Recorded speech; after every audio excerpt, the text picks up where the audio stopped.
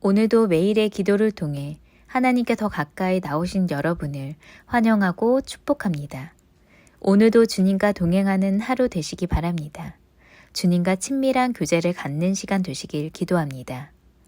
오늘 하나님께서 우리 가운데 주시는 말씀입니다. 룻기 2장 8절의 말씀을 함께 합독하겠습니다. 함께 룻기 2장 8절입니다. 시작. 보아스가 룻에게 이르되 내 딸아 들으라. 이삭을 주우러 다른 밭으로 가지 말며 여기서 떠나지 말고 나의 소녀들과 함께 있으라. 아멘. 자, 오늘 성경은 우리 가운데 친절함으로 갚아주시는 은혜 이렇게 말하거든요. 이 교회는요, 여러분 친절함의 공동체가 되어야 됩니다. 왜냐하면 이 교회는 사실은 우리가 어머니와 같은 곳이라고 우리가 표현하고 있거든요. 교회에 들어오면 그 하나님이 경험되어져야 하는데 그 경험되어지는 하나님이 어떻게 경험되어져야 하느냐면 어머니의 사랑처럼 이렇게 경험되어져야 하는 겁니다. 그러니까 하나님께서 인류를 위해서 이 땅에 오실 때 정말 친절함으로 갚아주시거든요. 하나님께서 길을 가다가 막 사람들이 막 나사렛 예수여 나를 구원해 주소서 이럴 때 그냥 쭉 가지 않으세요. 잠깐 기다려라. 너는 고통 가운데 잠깐 있다 하더라도 나는 내 길을 가야 한다. 이러지 않으세요. 가던 길을 다 멈추십니다. 아이들이 와서요, 막 예수님을 어떤 면에서 보면 혹시 귀찮게 하지는 않을까 그래서 막 제자들이 말리거든요. 근데 예수님이 말씀하세요. 야야 그냥 두어라 이렇게 말씀하세요. 그러니까 예수님이 얼마나 친절하신 분인지를 알 수 있는 거죠. 그러나 예수님은 또한 친절하신 분일 뿐만 아니라 정말 명확히 가르치는 분이셨어요. 그런데 예수님에게는 그 명확함과 이 친절함이 공존하는 분이었다는 거죠. 근데 어느 순간부터 우리는 교회 내에서 친절함만을 요구해요. 어쩔 때는 명확함만을 요구해요. 그러다 보니까 물론 어떤 사람이 리더가 되느냐에 따라 교회가 부흥할 수도 있지만 그러나 그 성서적인 부분을 자꾸 잃어버리죠. 자, 오늘 성경은 우리 가운데 이 룻이라는 여인에게 하나님이 얼마나 친절함으로 그 여인을 돌보시는지 이 보아스의 모습을 통해 우리 가운데 보여주고 있습니다. 그런데요, 이 친절함으로 갚아주신 은혜의 출발이 뭐냐 하면 감사하는 자에게 부어주시는 은혜로부터 시작한다는 겁니다. 그러니까 만약 이 룻이라는 여인이 감사를 잃어버리고 막상 시어머니 따라서 왔는데 너무 힘든 거예요. 내가 여기 있어야 될지 모르겠는 거예요. 그래서 나 여기 있고 싶지 않은 거예요. 만약 그랬다면요, 여러분 아무 일도 일어나지 않았을 겁니다. 근데 이 룻이 상황은 좋지 않지만 너무나도 힘들고 어려운 상황이지만 슬픔의 상황이지만 절망하지 않고 원망하지 않고 그가 감사함으로 살아내요. 그때 바로 하나님이 부어주신 은혜를 경험한 거예요. 그러면 과연 이 부어주시는 은혜는 어떤 거였을까? 여러분 첫 번째로는요, 하나님은 예비하십니다라는 그 주제를 보여주세요. 이게 생각해보면 이 하나님의 예비하심이 너무나도 놀라워요. 근데 이게 우리 어렸을 때 시골 가면 이렇게 할머니는 다 아시잖아요. 제가 얼마 전에 봤던 영상 중에 가장 기억에 남는 장면이 뭐냐면 할머니는 똑같이 얘기하신대요. 아이들이 딱 오면 똑같이 얘기하신대요. 너 왜 이렇게 말랐니? 네, 살이 뭐 5kg가 쪄서 상관없이 너 왜 이렇게 말랐니? 밥은 먹고 다니니? 이렇게 얘기하신대요. 여러분, 저는 어렸을 때를 생각해 보면 제가 친할머니에 대한 기억은 제가 너무 어려서 돌아가서 없지만 외할머니에 대한 기억이 있는데 외할머니는 딱 하면 늘 뭔가 있어요. 네, 제가 좋아하는 거. 네, 집에서는 늘 부모님 바쁘시니까 평소에 챙겨주지 못했던 막 만두, 뭐 어떤 뭐 된장국 무슨 늘 있었어요. 여러분 저는 우리 교회가 그럴 수 있으면 좋겠어요. 오늘 아침에 어저께 하나님의 마음을 시원케 하는 이것으로 만족하는 속회에서 이제 식사를 준비를 하셨잖아요. 우리 어른들부터 시작해서 이렇게 딱 준비를 하셨는데 네, 어저께 어떤 분이 그러는 거예요. 목사님 자기가 제일 좋아하는 게 잡채밥이었다는 거예요. 근데 그분은 참 신기해요. 지난번에 국수를 드실 때도 그러셨거든요. 국수가 너무 좋아서. 그래서 제가 그 마음이 너무 예쁜 거예요. 난 싫어하는데 여러분 하다 보면 싫어하는 것도 있을 수 있겠죠. 근데요, 그분은 늘 그렇게 말씀하세요. 어저께 자취하는 형제가 있거든요. 막 같이 얘기를 하고 있는데 쭈뼛쭈뼛해요. 근데 뭐냐면 목사님 한 번 더 먹으려고 더 먹으라고 너무 좋다고 준비하시는 분들의 입장에서는 아마 2번 먹는 것만으로 기뻐할 거라고. 여러분 청년들이 교회 왔을 때, 새가족들이 교회 왔을 때 그냥 그 따뜻함이 예비되는 곳 있잖아요. 오늘 보아스가 그것을 보여주고 있어요. 자, 한번 성경을 볼까요? 보아스가 룻에게 이르되 이렇게 말하거든요. 여러분 룻이 얼마나 외로웠겠어요. 아는 사람 아무도 없는 곳에 와 있는 거잖아요. 거기서 계속 일만 하고 있는데 그때 보아스가 직접 다가가요. 그리고 보아스가 이야기해요. 여러분, 교회는 그런 곳이 돼야 하고 여러분이 세상에서 교회로 살아갈 때는 그런 사람이 되어야 합니다. 직장에서 어려운 사람들이 있을 때, 홀로 있는 사람이 있을 때 먼저 좀 다가가 줘야 되는 거죠.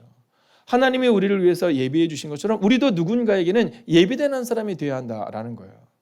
교회에서 누군가가 있을 때 그냥 부드럽게 다가가 주는 거죠. 여러분, 바로 그 은혜가 필요하다라는 겁니다. 하나님이 그러셨거든요. 이 여호와 이레라는 의미가 바로 하나님의 산에서 준비되었다, 이런 의미잖아요. 아브라함이 그 아들을 바치려고 이제 하나님이 말씀하신 그 산에 갑니다.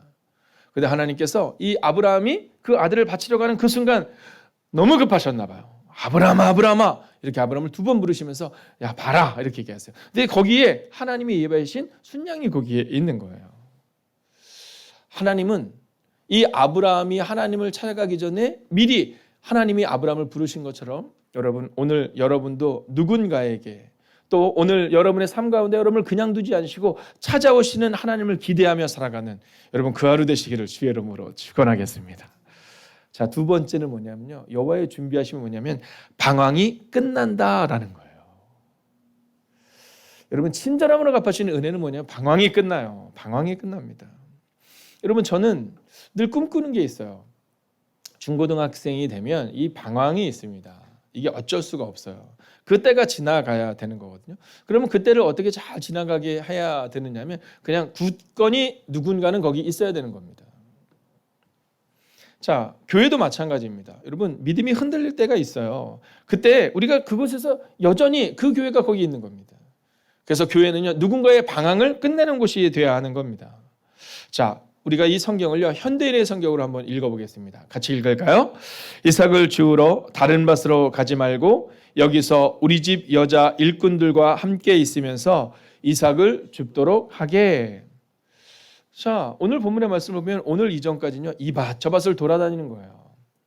자, 그곳에 있는 종들이 이제 오지 마세요. 그러면 이제 못 오는 겁니다. 근데 오늘 어떤 은혜가 있냐면 이제는 여기저기 다들어 다니지 말고 이제 여기 있으면 된다라는 거예요.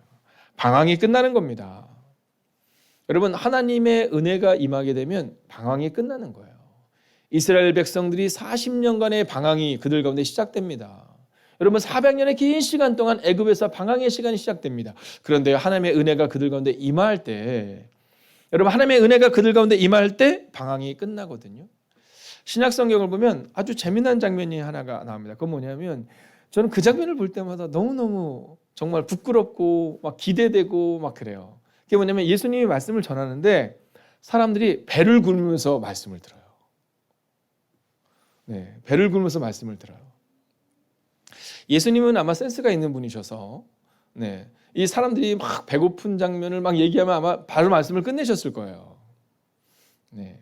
가끔가다 이렇게 제가 말씀을 전하다 보면 이렇게 참 이렇게 생각될 때 언제냐면 이제 성도님들이 이렇게 자꾸 시계를 보세요. 이상하다.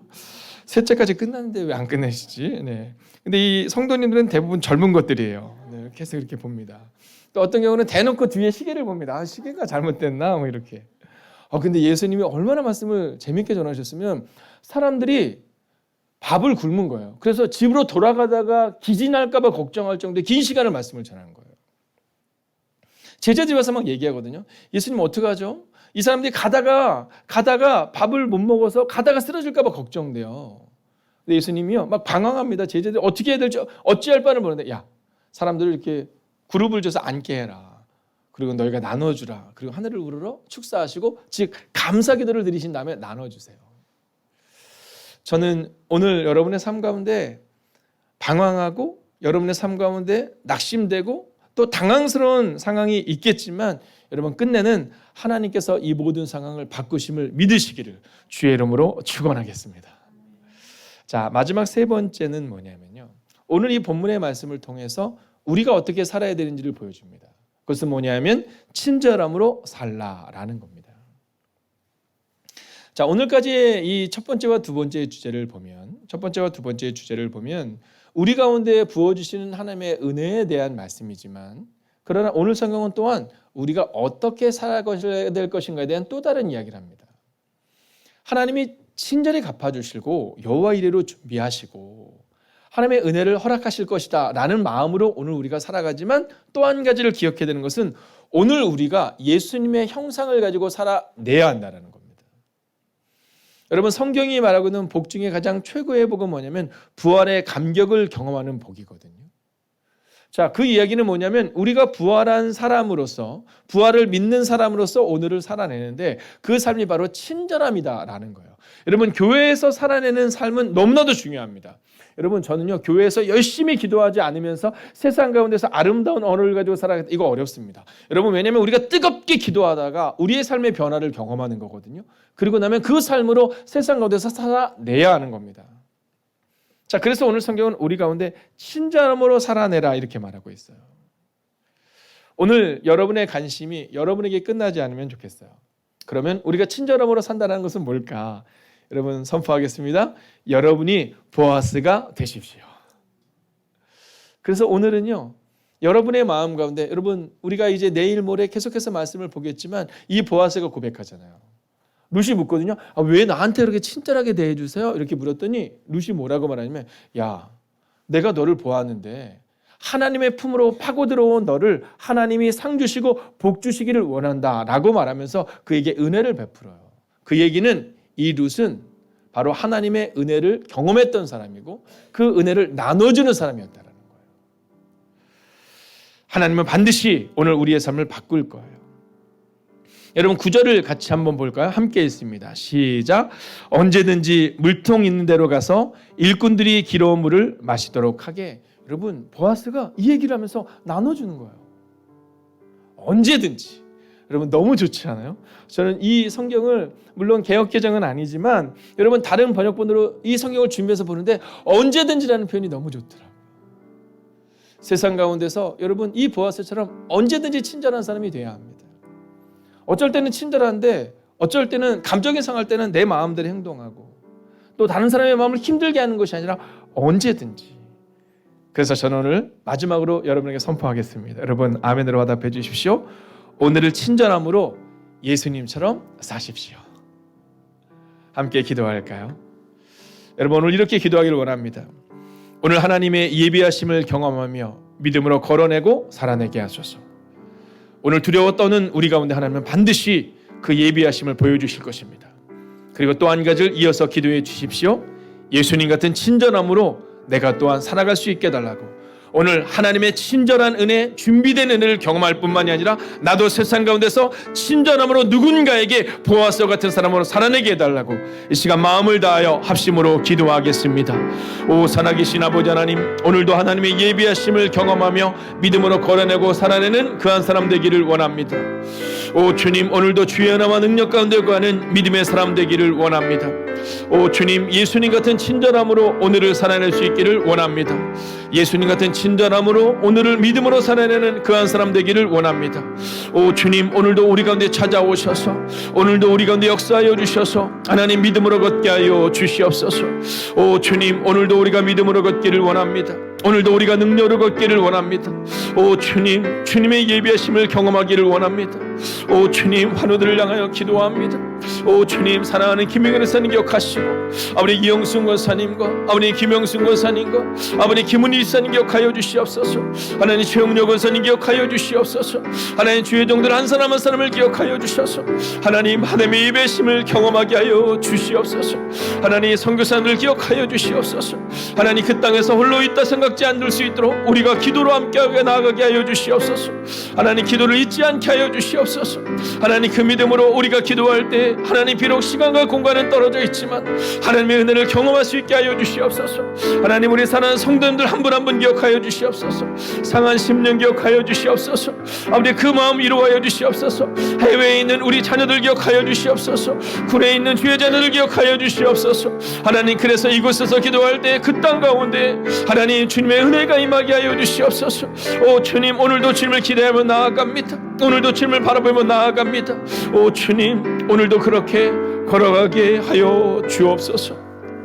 하나님, 오늘도 하나님의 예배하심을 경험하며 믿음으로 걸어내는 하나님의 사람들이 되게 하여 주시옵소서. 하나님은 오늘도 반드시 친절함으로 갚아주시며 여호와 일에 준비하시는 하나님이심을 믿습니다. 비록 사막의 골짜기를 지나가고 있지만 비가 오지 않아서 힘들고 어렵지만 잊지 않게 하여 주시옵소서. 하나님 슬퍼할 때 하나님은 우리 가운데 다가오셔서 우리를 위로하십니다. 그러나 우리가 만약 원망하고 절망한다면 하나님이 오실 공간이 없음을 고백하게 됩니다. 하나님, 오늘 비록 상황은 슬프지만 힘들고 어렵지만 그때에도 하나님을 향한 믿음과 신뢰와 감사로 살아내는 하나님의 사람들이 되게 하여 주셔서 끝내는 하나님의 예배하심을 경험하는 하나님의 거룩한 백성을 되게 하여 주시옵시고, 또한 세상 가운데서 보아스와 같은 인생으로 살아내게 하셔서 하나님의 살아계심을 증명하는 하나님의 거룩한 백성들이 되기를 성부와 성자와 성령의 이름으로 간절히 축원하옵나이다. 아멘. 첫 번째, 한 주간 친절함으로 하나님께서 갚아주시는 은혜를 경험하게 하소서.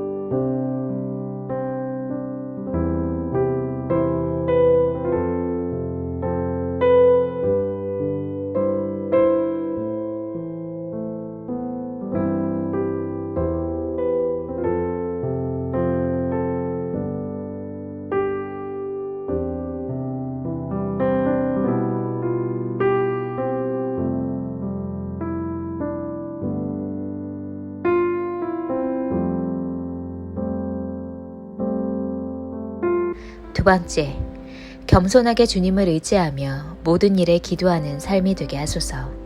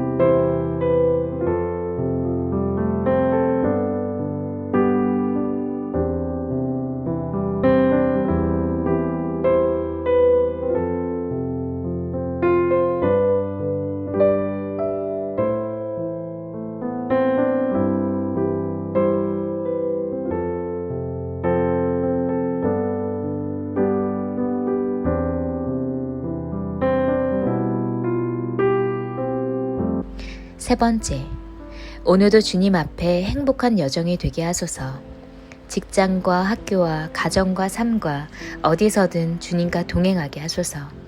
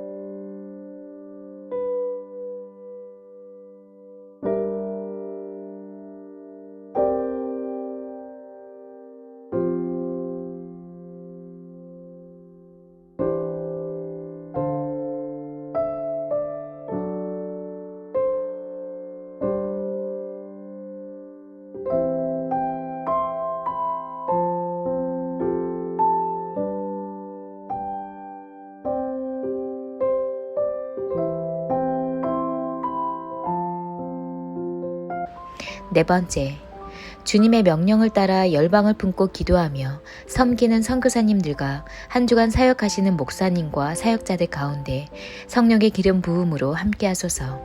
주님께서 말씀하시면 순종으로 나아가는 거룩한 하나님의 백성 되게 하소서.